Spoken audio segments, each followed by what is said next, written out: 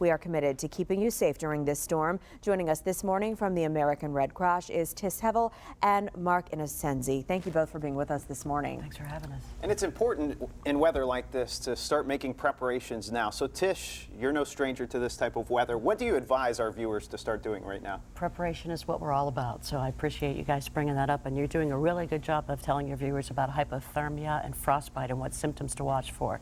In addition to that, remember to dress in layers.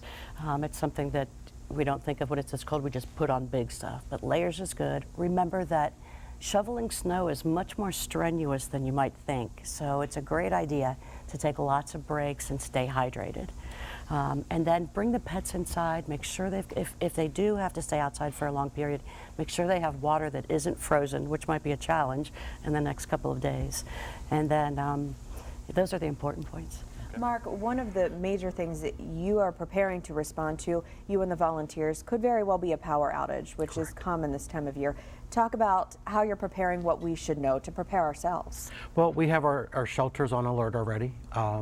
We have an incredible pool of volunteers that are always prepared. So we have sent out emails to them. They're ready to go at a moment's notice. They're trained in everything that they need to do to keep our community safe. Feeding, mass care, sheltering, casework, mental health. So our teams are ready.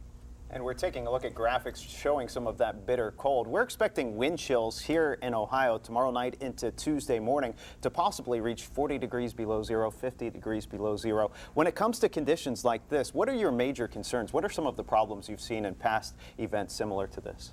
Really, people not being prepared and not being ready. And like Tish said, you guys have done a great job in telling the community what to do. Now they need to take heed.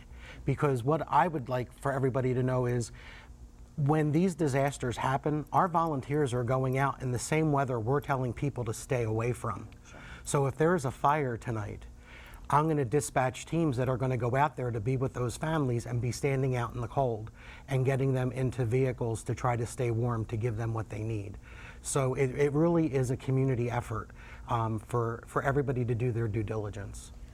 At what situation would present a circumstance where you all would consider opening warming centers? Well, that would be any kind of power outage. Okay. Usually it's a substantial power outage, but in this kind of weather, it might not have to be a widespread situation for us to consider opening. It's important that people have a place where they can stay warm.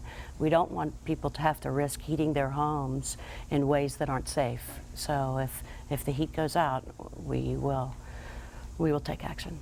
And we know that frostbite, hypothermia can happen very quickly in these very cold conditions. Sure can, and it's great that people know the symptoms. You got to watch for confusion. You got to watch for any excessive shivering, and then you can tell by looking at your skin. It starts to look really funny. So. All right, Tish Hevel and Mark Innocenzi from the American Red Cross, thank you so much for being with us this morning. Thanks for having us. Thank you. And our team coverage of this winter weather alert continues right after this.